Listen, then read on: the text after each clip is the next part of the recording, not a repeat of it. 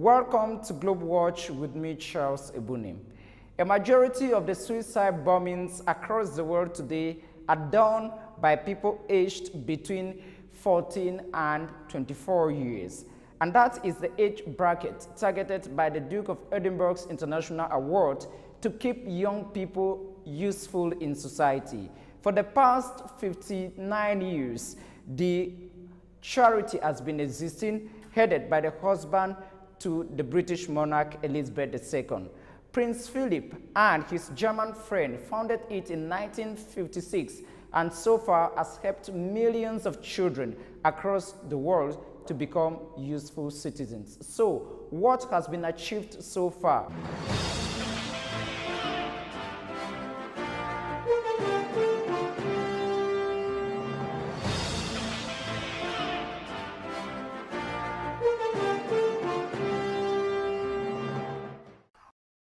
John May, welcome to Globe Watch. Thanks, Charles. We are celebrating the Diamond Jubilee of the foundation. Just briefly tell me, what is the position of young people? Young people in the world today, I think, as you suggested in your introduction, have challenges that perhaps they didn't face back in 1956 when the award was first started. Then, I think the things that were really concerning young people were they going to get a job? Were they going to be recognized for activities that they'd done outside the classroom? Were they going to be able to get a good education? Now, those things have stayed the same. But on top of that have come the growing globalization of this world, pressures on young people to achieve, pressures on young people to get involved with activities that perhaps are not so appropriate. You refer, of course, to radicalization, and that's certainly a massive issue for young people around the world. Okay. This is an award headed by the husband to the British monarch, Queen Elizabeth II, and you are the chief scribe of this global foundation, which has been existing for plus half a century. The choice and those concerned is between the age bracket of 14 and 24. Why that age group? I think because, again, if we go back to 1956, there's something about adolescence. There's something about that move from childhood to adulthood where young people are starting to make decisions for themselves. Up until the age of 14, most decisions are made for you by your parents or by your teachers. By the time you reach 24, 25 years old, you're making all those decisions yourself. So that 10 years between 14 and 24 is a critical time for young people as they discover who they really are. Let's look at what you have achieved for the past plus half a century. It is estimated that at least 1,500 young people struggle to the path of having a medal or an award daily. How many have you improved their lives since you started? Oh my goodness, do you know 8 million young people have been involved in the award program in the last 50 years. I'm one of them. I still wear my little gold badge that tells people that when I was in my late teens, I took part in the program. And I think for them, it isn't so much the award itself, but the experiences that they get through doing the activities that lead to the award that are so important. For myself, I found out that volunteering and serving the community was something that isn't just a nice to have, it's actually an imperative. It's part of me, part of my life. And that certainly changed the way that I viewed the world. Did I hear you say that about 8 million yes. Young people across the world have been impacted since the award started many years ago? Which are the target regions of the world which are more vulnerable, where the award focus is more? The award is really for everybody, and that's a really important part of it.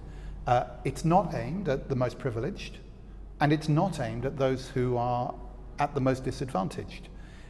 The award is for everyone. And so if you ask me who we're targeting, that's a really difficult question to answer. We're in 144 countries around the world. And in each of those countries, we ask our national directors to consider trying to reach as many young people as they can from as wide and diverse a range as they possibly can. So we have young people who are living on the streets, and we have young people who are at the most prestigious schools. What are the selection benchmarks? What are the values? What are the principles that can qualify someone into this award? The term award is often a really difficult one. But you know that awards across the world are very controversial. That is why I'm asking the question. You're right.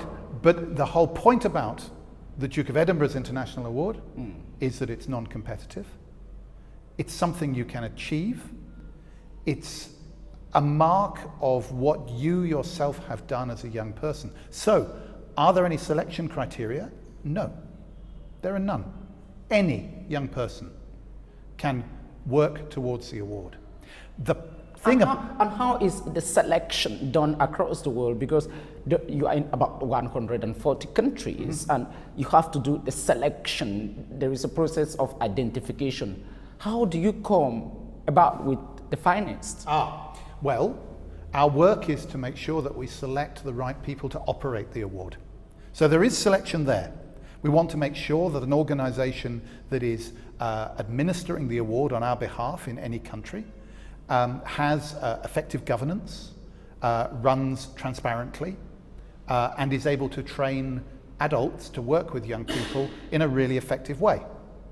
But for the young people, there is no selection process. A young person chooses to do the award. They're not chosen, they choose. Let's rewind a bit and go back to 1956.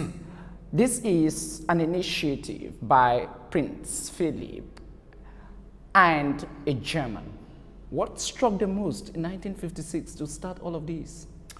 Well, I think I can't speak for Prince Philip because I'm not him.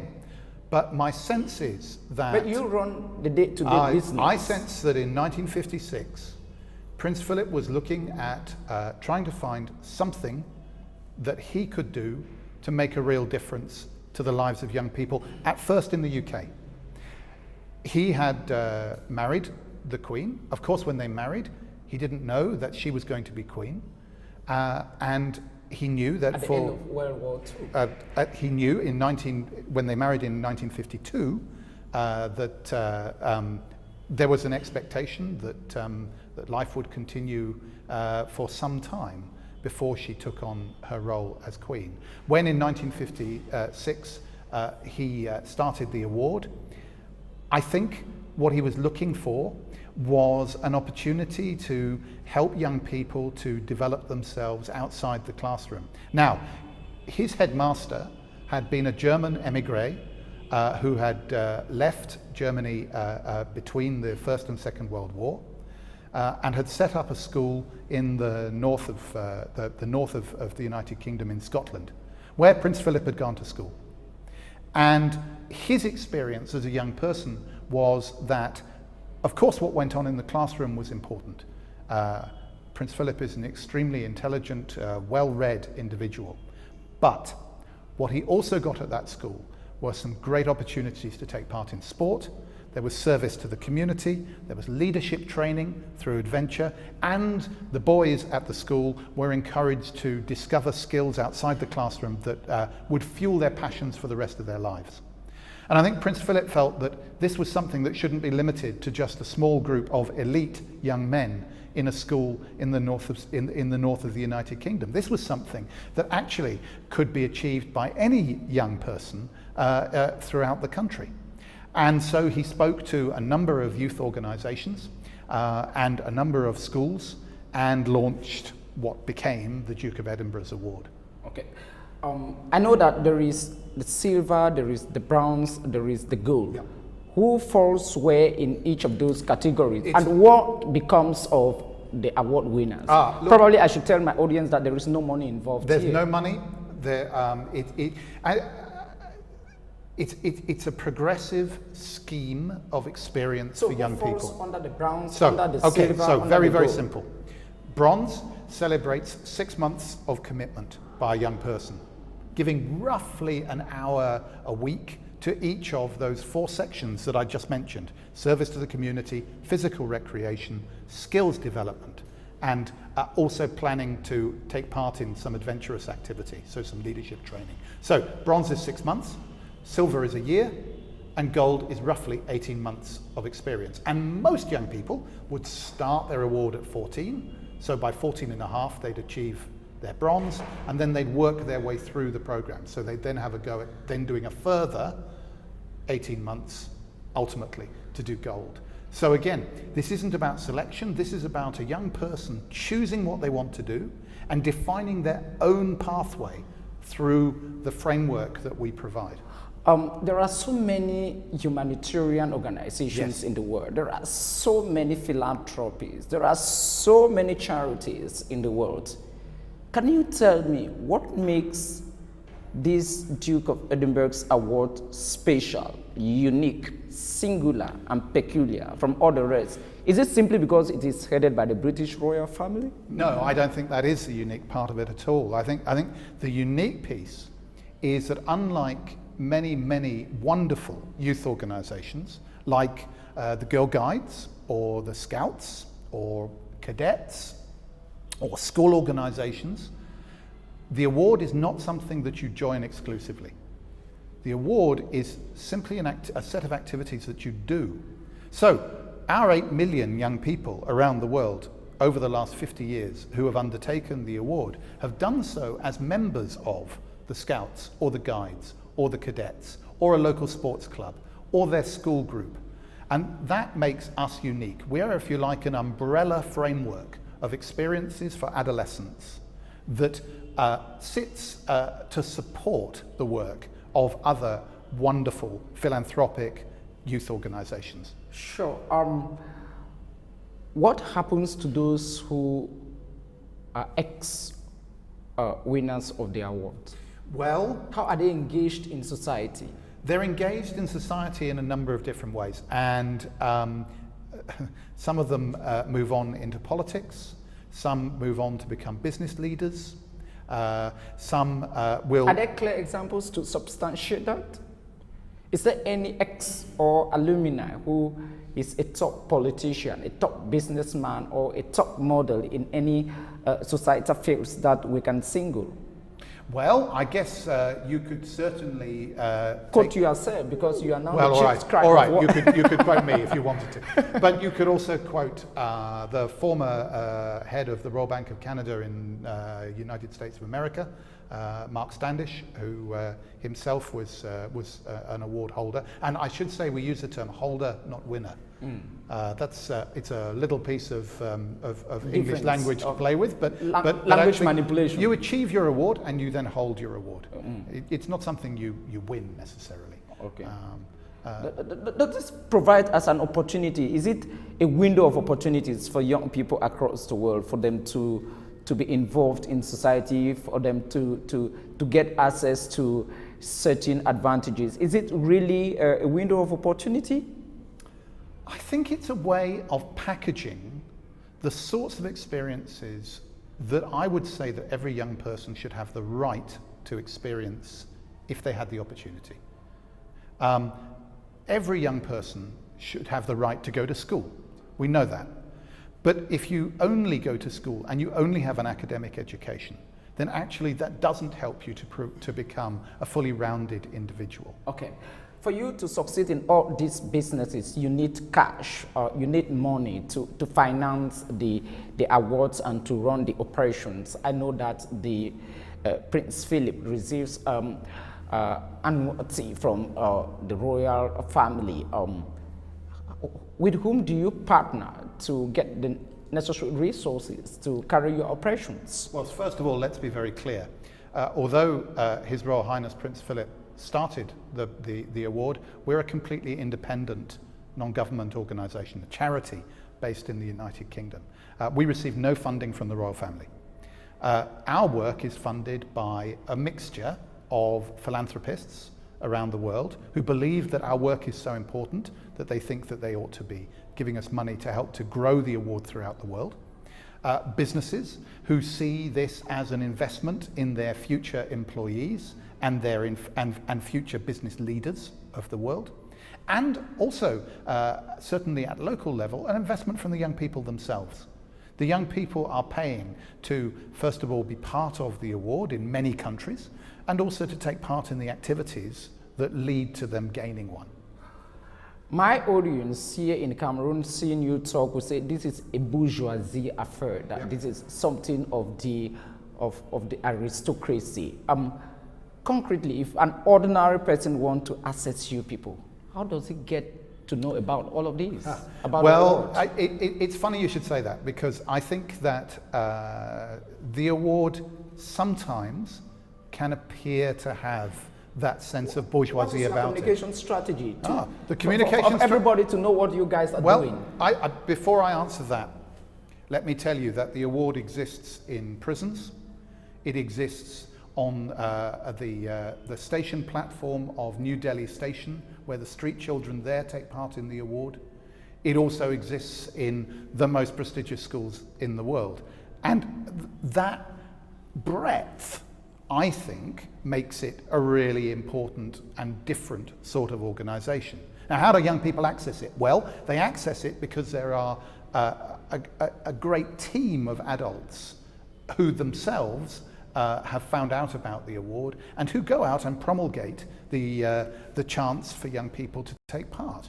And that could be a worker in an NGO who is working with street children, or it could be a teacher in a school, or it could be a scout leader who has found out that this would be a great extra way of recognising these young persons. Let me take the discussion somehow personal. Yeah. At the age of 28, you became a headmaster in a primary school. Yep. You have thrilling experiences working with young people across the world. You were a non-executive director of the United Nations Children Emergency Fund, UNICEF. What is exciting, particularly working with young people in the 21st century?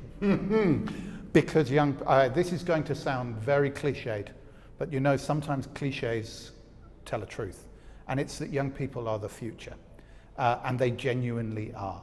We have a generation of young people, I think, aged between 14 and 24 now, who have an attitude about what they want to do with the world that is very different, even from the immediate last generation. There is a real commitment there to put the world right. Now, that's what keeps an old man really, really keen to work with young people, because there's an opportunity there, there's potential there, there's the chance to really make a difference. But you just said that the 21st century child has experiences, lives in a world which is quite different from what maybe you had in the 70s and 80s.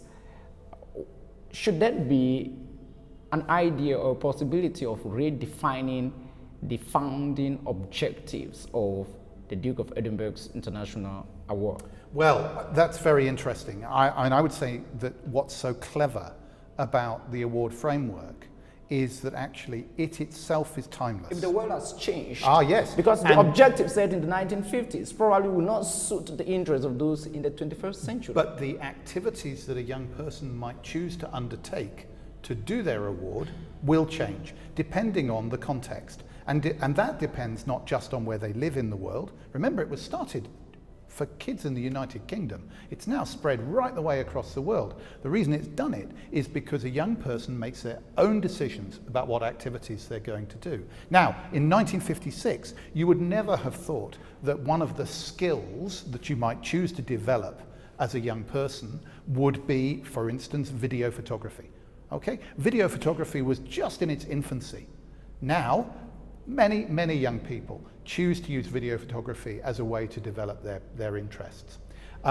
That's what's so clever about this, and it's why the framework is both at one stage extremely simple and at others very, very sophisticated. Okay.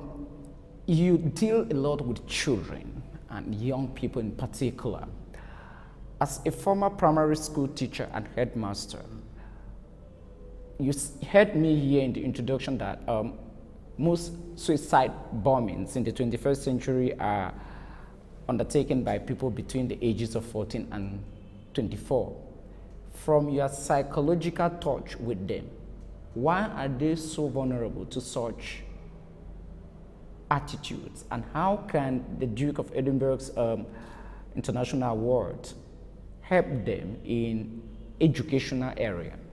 I wish I had a really good answer to that question. You know, if I knew the answer, it would be a little bit like finding world peace. And I'm not going to be able to find the answer to world peace in a conversation with you today.